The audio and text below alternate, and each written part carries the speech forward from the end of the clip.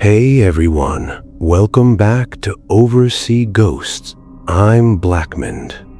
The story I'm sharing today comes from Thailand, and it's about a hotel manager whose ordinary work trip turned into a 20-year haunting. He never believed in ghosts until one found him.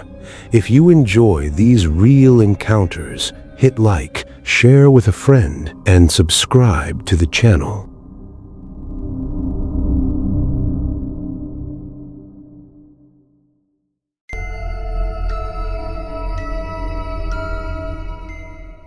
Some experiences don't end when the moment passes.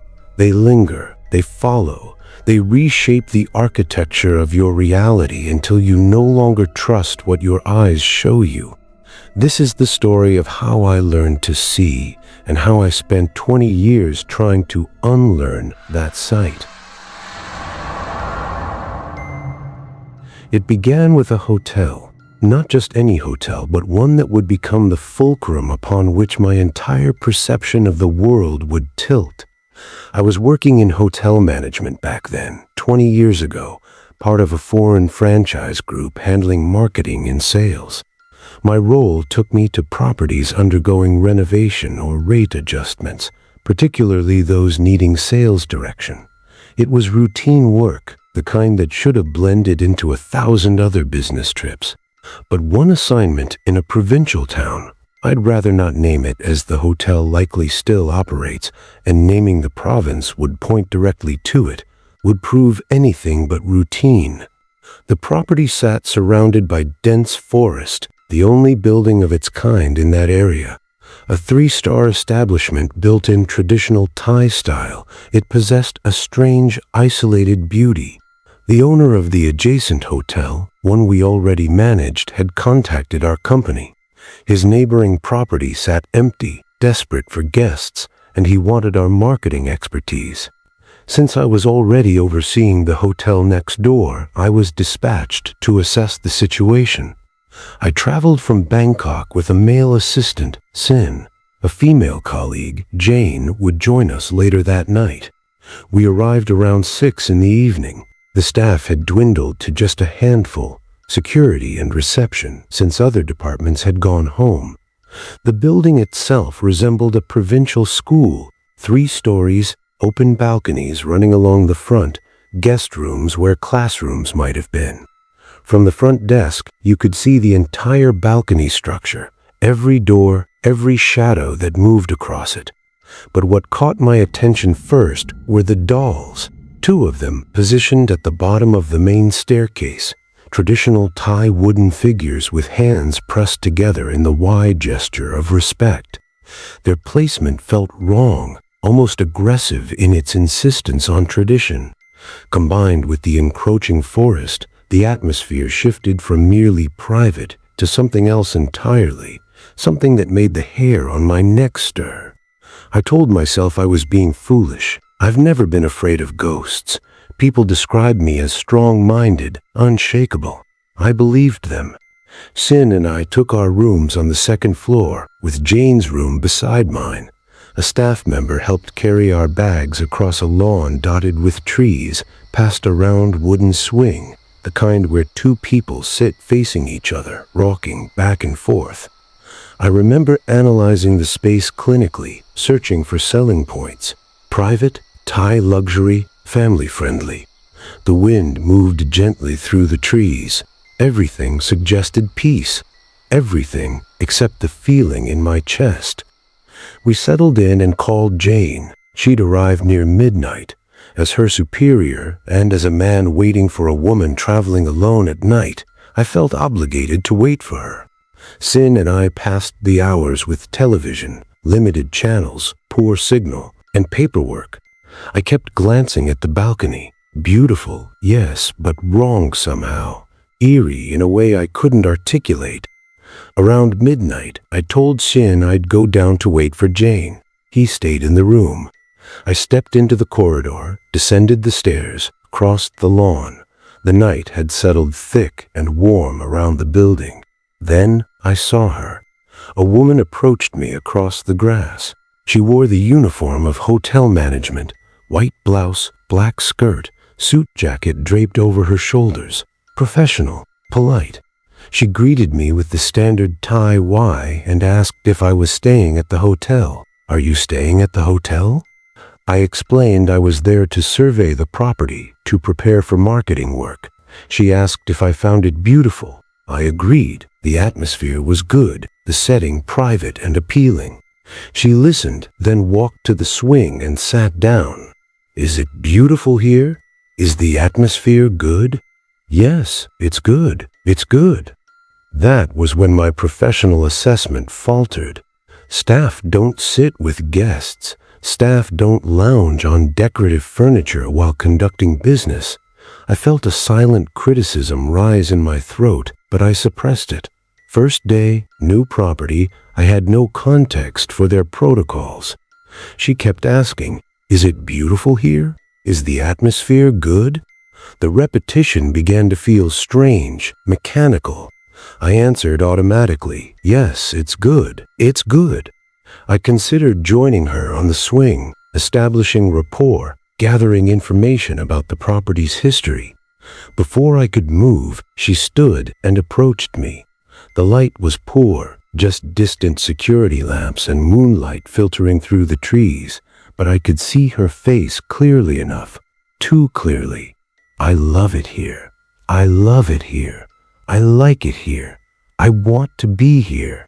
"Yes, it's a nice place to be." "Do you work here?" "Yes, I work here." "Don't change anything." The words landed like a stone in still water. Don't change anything. She spoke with an intensity that bypassed professional courtesy entirely. I smiled, confused, trying to process the warning. Then I looked down. Her skirt ended at the knees. Below that, nothing. Emptiness. The ground visible through where her calves and feet should have been. She stood before me, perfectly upright, perfectly formed from the waist up, and simply ceased to exist from the knees down. I have never believed in ghosts. Even in that moment, my mind scrambled for explanations. Shadow, trick of light, exhaustion, fever. But before I could complete a single rational thought, she shattered. That's the only word I have for it. Her form fragmented, dissolved, scattered into the darkness like smoke caught in a sudden wind. While I stood frozen, she simply ceased to be. I ran. I don't remember deciding to run. I don't remember crossing the lawn or climbing the stairs. I only remember pounding on Sin's door, hearing my own voice cracked and high. "A ghost haunted me! A ghost haunted me!" Sin opened the door, confused, alarmed. Where? Was it a staff member? Pointing, "Right there, right there." I pointed back towards the lawn, the swing, the empty space where she had been. Sin stepped out to look. I slammed the door behind him both, trapping us inside, my body shaking so violently I could barely stand. Then the phone rang. The sound cut through my panic like a blade.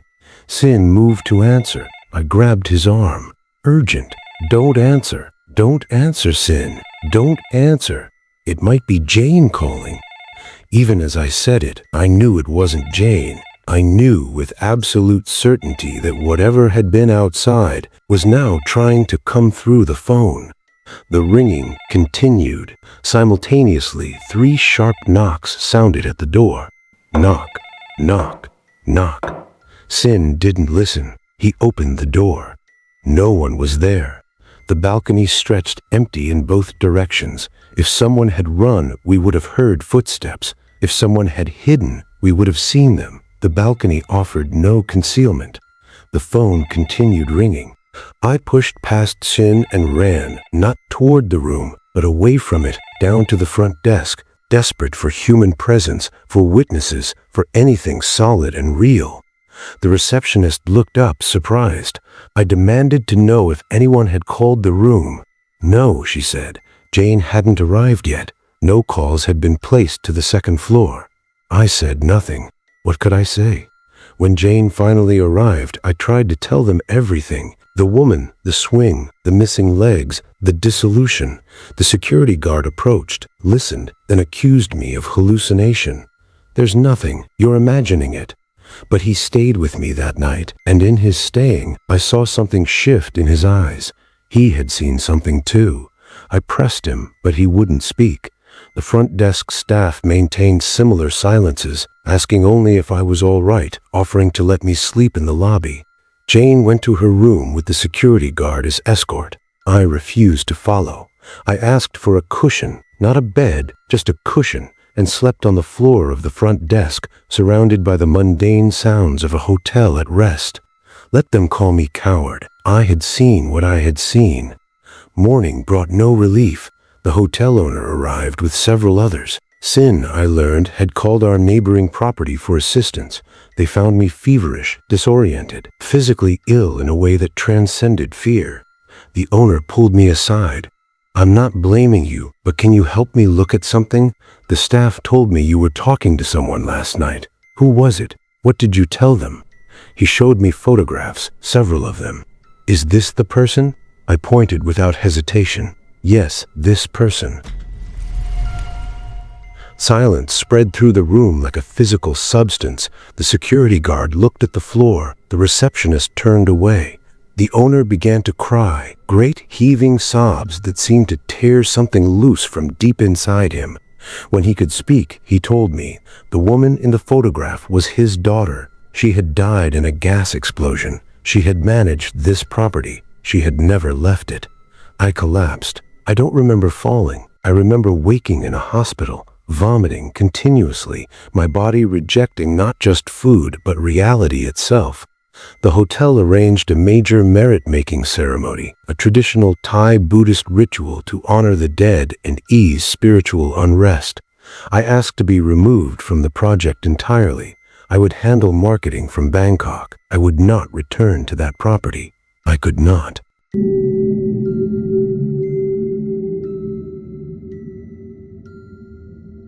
The hotel opened successfully. Business improved. And true to her words, they changed nothing of the original structure. They built additions, made improvements, but the core remained as she had demanded. When I visited years later, I found it thriving and unchanged where it mattered. But the haunting didn't end with the hotel. I had thought, desperately hoped, that the experience would remain isolated, a single, inexplicable event to be processed and filed away. I was wrong. 5 or 6 years later, I agreed to a radio interview. The story had circulated, become something of minor notoriety in certain circles. The program wanted me to discuss the experience live. I saw no harm in it. I told myself that speaking about it carried no risk, that supernatural phenomena didn't work like that, responding to mention, to narrative, to the simple act of recounting. The interview was scheduled for 9 p.m. I was traveling in the provinces, so the program requested a landline rather than mobile. This was years ago when cellular signals were unreliable. A young colleague, Ball, offered his house in Bangkok near Sutisan.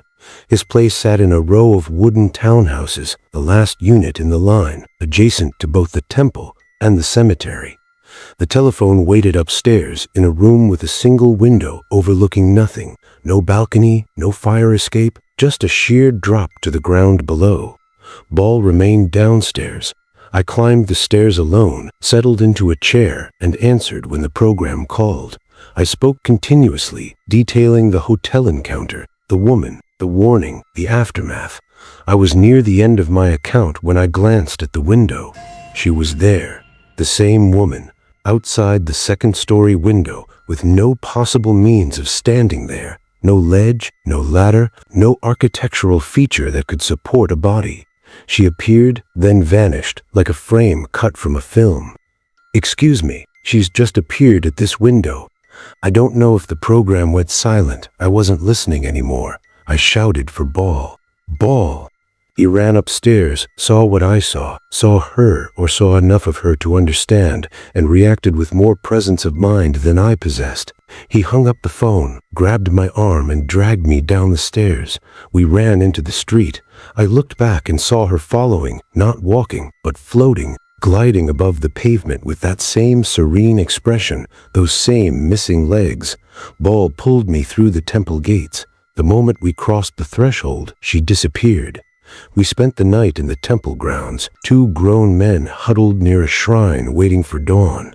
I was sick again, fever, weakness, a profound disorientation that felt like the world had tilted sideways and refused to right itself. My hair began turning white. The doctor called it stress, shock, possible hallucination. But Ball knew. Ball had seen. I didn't call the program back. I couldn't face the explanation, the apology, the potential disbelief. I stayed quiet while concerned colleagues asked after my health. I told those closest to me what had happened, and Ball confirmed it, though he admitted he had only seen a glimpse, a flash of recognition before his survival instincts took over. What haunted him, he said, wasn't what he saw, but where she had been, the second floor, the empty air. The day I left the hospital, the world changed. Everywhere I looked, I saw them, figures appearing in glimpses at the edges of vision, looking like ordinary people until you noticed they had no legs, no feet, no connection to the earth. I questioned my own sanity constantly. Am I hallucinating? Is this psychosis?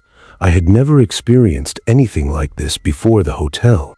The ability or curse had activated in that moment on the lawn and had never deactivated.